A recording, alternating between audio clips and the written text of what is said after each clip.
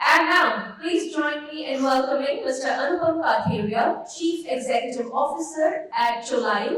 Ladies and gentlemen, please welcome Mr. Anupam Katheriya. A very warm welcome to you.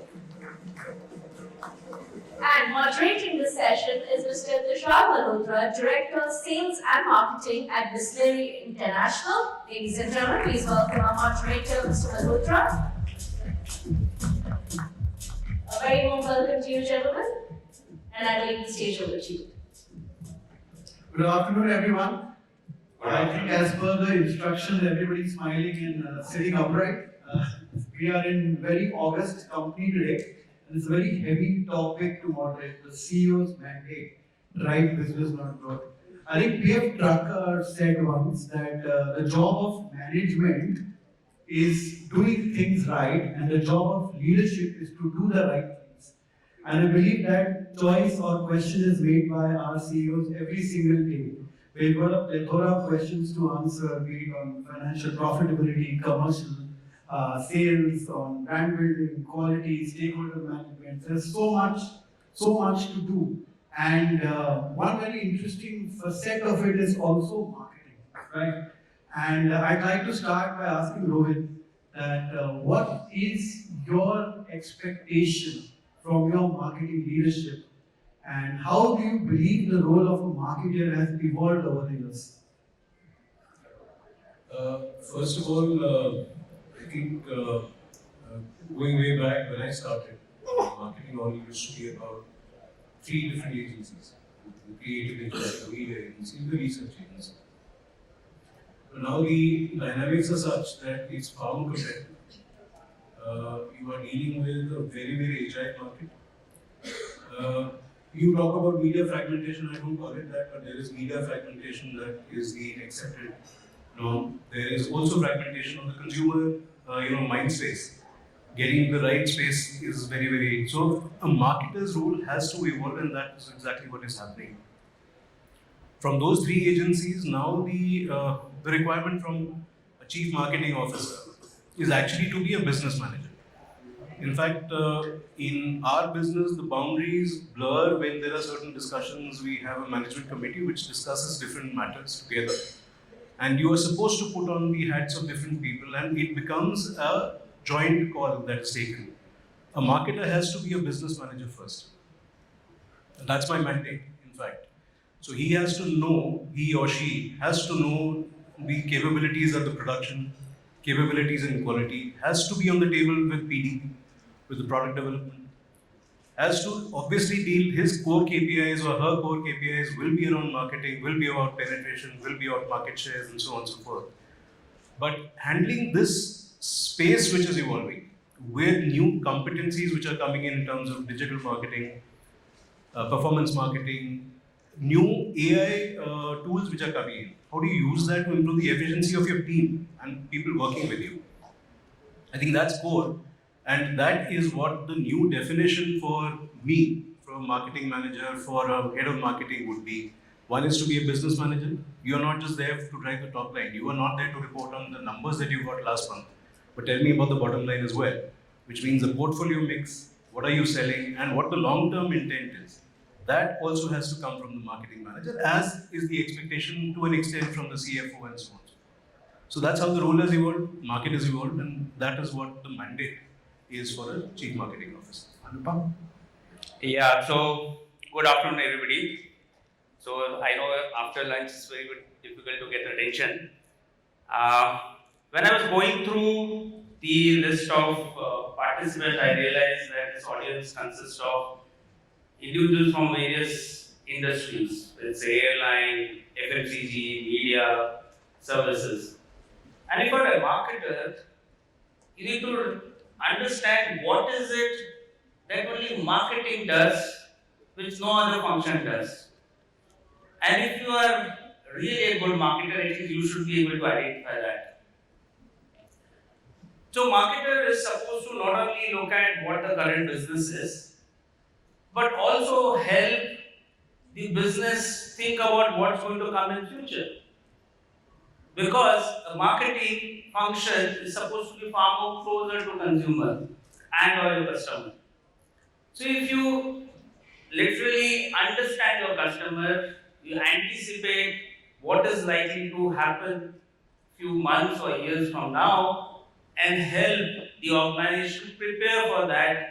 You are really a great marketer and an asset for the organization. So think about yourself. What are you doing? Is your most of your work getting occupied in your transaction which is happening every day? Are you the sounding board for the leadership team to help them address the challenges of future? And the question that Rohit is asking is that how is this evolving? So if you look at how the the the black swan event which used to happen probably 4 years now, right, is now happening every 6 months, right? You have one GST, you have one geopolitical issues happening. So you have lesser and lesser data, lesser and lesser time to respond, and at those times the leadership team is expected to respond. And the only sounding board which is there in the organization, the marketing guys. So take your job very much seriously. Help understand how you are becoming the sounding board and help the organization take the right decisions. The second question that I would ask is, and I'll start with Anupam this time, is that how do you evaluate results in marketing? You know, there may be different KPIs, different lenses of looking. What does success in your marketing campaigns look like for you? I think the marketing matrix is fairly well known. As and when the technology is improving, we have more measures which are there. But I think one thing which I definitely look for is what is the value addition marketing is bringing. A lot of us get caught in this decision between what is speed and what is direction. So what's your answer? What's important, speed or direction? Both. Okay. I believe direction is far more important. Direction is far more important. So even if you're going slow, but in the right direction, you want to be at least in some place where you need to be, right? And when I look at the marketing evaluation, I look at whether the thinking is right. Are you taking the business to the right direction? Is it logical? Is it a Me Too campaign which others have done? Right? A lot of times I get this kind of recommendation that such and such brand has done or such a business done. Can you also do it? Is the right solution for you? So I always look for the direction. Is the direction right? Speed, execution can still follow. So marketing KPIs are there to measure, but I go beyond that and I look at whether it's adding value and right direction. Can you take an example and sort of illustrate the point? It's a very interesting point that you're making. So my marketing team is here, so I know how many times I've pushed back many projects back to them. There's a lot of, I would say, push from the customer to say that can we have one more product? And whenever this proposal comes in, I ask where is it fitting? What is the concept art, right? I go back to the same question. If you are not able to articulate your reason to exist, if you are not able to articulate, put it on the piece of paper, that why would a consumer switch or change their current behavior to in your favor? And more importantly, even if you can't put it on the packaging, then it becomes a presentation slide somewhere there, right?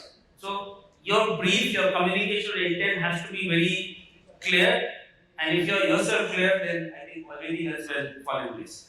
Rohit?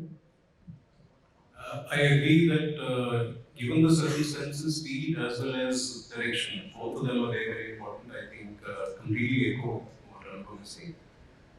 In terms of metrics that there's always the expedient of what is happening right now and what you're supposed to build, which is what we are talking about in the next SKU and so on and so forth. For me, there are the short-term goals. To me, the marketing head has to meet the numbers for the quarter, for the year, and therefore that expectation is the most basic one. Second is the midterm, which is there because volume-driven FMCG environment, we have to go for penetration. We We have to go for acquisition of new customers because most of us are, I mean, unless you have a brand which is 50% share, most of us operate between 10 to 20%. The lifeblood of the system is to get penetration, to get trials, to get repeats. So those metrics have to be maintained. And you have to keep them very, very tightly in your, and then the long term one, which are market share, which is in terms of, what profitability, or are you giving the example which Anupam was talking about is, do you give me the right for value improvement? It can come from costs, it can come from pricing. But what right do you give me in the market? What right to win or play you get for me in the market?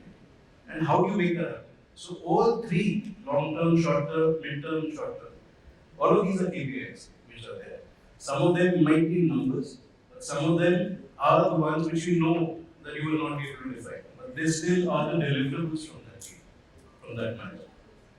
And how do you, when it comes to investment allocation between short-term success, because of course that is also extremely important, and a long-term brand building play. So how do you allocate, and what is the decision-making process will go through your mind when you are investing or you are allocating your investment towards these two members? See, I'd love to give an answer that I would like a ratio of 70-30 or 70 for long-term, 30 for, but that doesn't happen. In a competitive scenario, what happens is that sometimes you are looking at a 50-50 or 60-40 ratio in those spends. See, commercial acceleration, the word that you're using, or the short-term sales, they are important. You have to deliver. Because we are listed companies, there is an expectation that the shareholders have, but you do not compromise on your long-term ability to grow. You don't do that. Because the long-term ability, and I've seen that happen in so many different instances in the FMCG world. A lot of examples from the industry where people have started milking a little earlier than they should have. And I'm using these words advisedly. That you have to invest. Invest on what? On your product, on the marketing, on your storytelling as well. Otherwise, why would anybody pay you? So, in order to continue to make margins and profits in the future, it's important that you get the ratios right. I would like to see 70-30, but it does not happen that way. It does not. Sometimes it's 60-40. Then you have to live with it. Anupam, your views on that? I wish I had this number in my mind, the 730 or 68, and it's a very, it's a misused word in marketing or as a management is depends. Right? Completely depends. True. And I'll use this analogy and push it down to a completely different, let's say, sphere. We are talking about investment for the business, right? How do you choose your own personal investment in terms of today's temptation versus saving for future, right? So if you don't have clarity in terms of how you manage your personal finance, then how do you manage your business? Some of the gurus, and I'm still trying to do that, suggest that you should first secure your money for the future. And whatever is left, try to manage your today with that. That's how you secure your future. Because there's always temptation to dig in and indulge and get a good number for the current quarter or the current month and probably leave the brand to the next custodian. Right? I mean, it's a revolving chair, maybe 3 years down, some other manager and will probably fix whatever iteration branding is happening. But that's not right, and that's where the system process has to work. The first, you cannot compromise, Rohit is absolutely right. I also believe that you cannot compromise on future, whether it's your personal finance or your business finance. Secure that, and after that, whatever is there, we have to manage. It's not a choice, I don't think it's 70-30 or whatever, but depends on what the situation is. I'd like to add on to Yes. that. It depends on the category that you're in, it depends on the competitive context. There are categories where we might like to think that there are brands competing, but actually it's a commodity play, and sometimes that's the case, and therefore commercial acceleration becomes important, more important sometimes. And so it depends on that. So that is what will design your ratios and so on and so forth. So exactly. I completely agree, and I'll just add something more on this. If the lifetime of a service or product is only 3 years, then why do you want to save for future, right? So it depends, right? But if you have a product or service, or let's say if you're an infrastructure business which has a road, which has a life of 20 years, then why are you investing everything upfront, right? Save it for the difficult day, save it for the COVID, save it for Trump, and everything else, right? So secure that, right? Because as it's a going concern, whatever you are presenting today, it has to survive, right? And that's a responsibility of all the leaders and the marketing guys who are there to ensure that the future is secure, while the monthly and the quarterly numbers are also in. Rohit, one question for you with your personal journey. We are seeing more and more, you've been a career marketer yourself, you handle multiple hats. We are seeing more and more marketers now take commercial leadership positions or become CEOs, and that's a growing trend. What do you think is shaping that trend today? First of all, I wouldn't agree with that marketers are the ones. We find a mix, at least in ITC, we find a mix of talent which is going through and which is leading the company. See, okay, if you were to argue it from the marketers, let's say we the devil's advocate, let's say argue it from the marketers' perspective. Marketers who have evolved, they have a very keen understanding of the consumer. They have a keen understanding, therefore it builds up, and it should, which is in terms of the product and the benefits that your product, and therefore what right to win that you have, and so on and so forth. And if you're able to bring an acumen which is the acumen so far as commercial is concerned, commercial margins and so on and so forth, you're able to add on to that, it becomes a natural trajectory. In an FMCG business and a consumer business, at the heart of the business sits the consumer. And since you are so engaged with that on a day-to-day basis, it's your muscle memory which actually gives you the competence to become a general manager and therefore take that forward. But arguably, there is also the fact that in a company which is driven by quality, by so much by in ITC that we feel, and there is a lot of training that people get across functions to bring them to the same capability set. So we do find other functions also contributing to the set of CEOs in the company.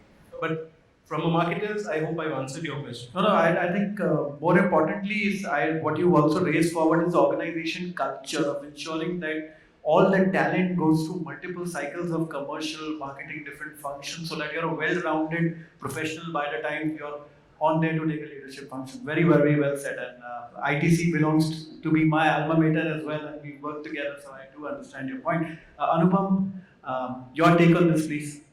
I resonate with what Rohit is saying. I don't think there is a trend that you now have more CMOs becoming CEOs. I think you understand, my understanding of this role is that you have to fulfill your customer and consumer expectation. Irrespective of whatever function you are coming from, if you don't have an appreciation for that, the business will not succeed. So, if you're a budding marketer and you aspire to grow into a leadership role, that's your core. And of course, as Rohit is saying, you also need to know, you need to be actually jack of all trade and master of one, and that one has to be customer and consumer. Why is it that this is becoming far more important in today's age? Is because knowledge or information is now democratized, right? You open Google, you now have ChatGPTs, right? So the information is available. The only differentiating factor is going to be how you understand your consumer or customer. So if you're in a media business or in an aviation business, if you understand what are the pain points of your consumer, and you come up with a solution with neither ChatGPT or Google can give, I think you can create a winning business. And that's why the appreciation of knowing your customer and consumer is going to be go up. Of course, your ability to execute that strategy and get a winning business also matters. And that's why you need to know everything if you aspire to build that. One more point which I would like to add, and probably it's going to resonate what I said earlier. The clarity of thinking is absolutely critical. Right? Strategy, a right strategy, finding gaps in the market opens up business opportunities. Right? If you get into a Me Too product or Me Too communication, there's only incremental value you are creating. And that's why those gaps gets identified, those opportunity gets identified only when you are a customer or a consumer first leadership or an organization, and that's why the value of consumer becomes far more important in the boardroom and the leadership discussion. When you're looking to hire a CMO, what are the traits that you're looking for? And secondly, if you have an advice to give to all the marketers here, what is the advice you would want to give them? So first is that the person has to be a bit of a sponge. I'll start with that. Absolutely, I agree with that. Because there is so much of information which resides in the business itself. The ability to get the right information, soak that in.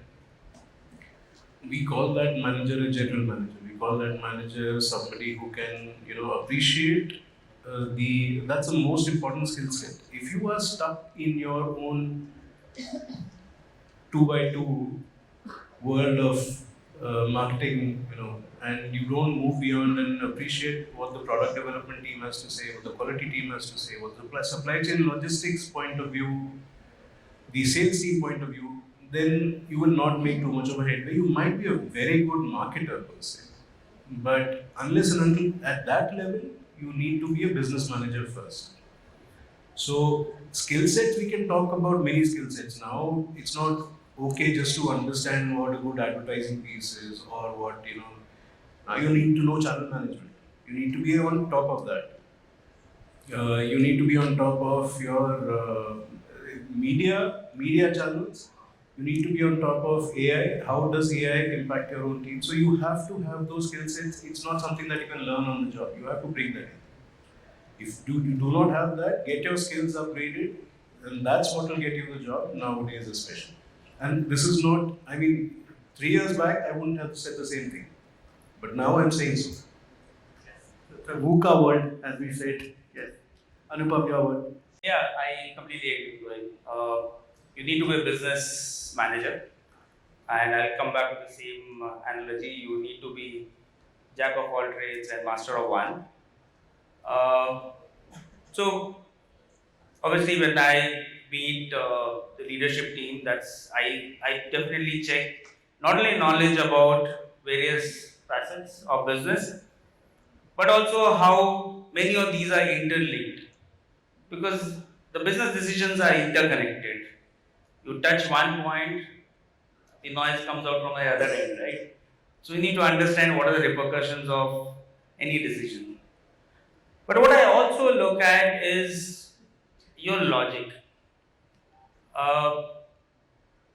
As the business is growing, as the world is becoming more VUCA, and you have many more new analogies which are there, it's becoming more and more difficult to take right decision.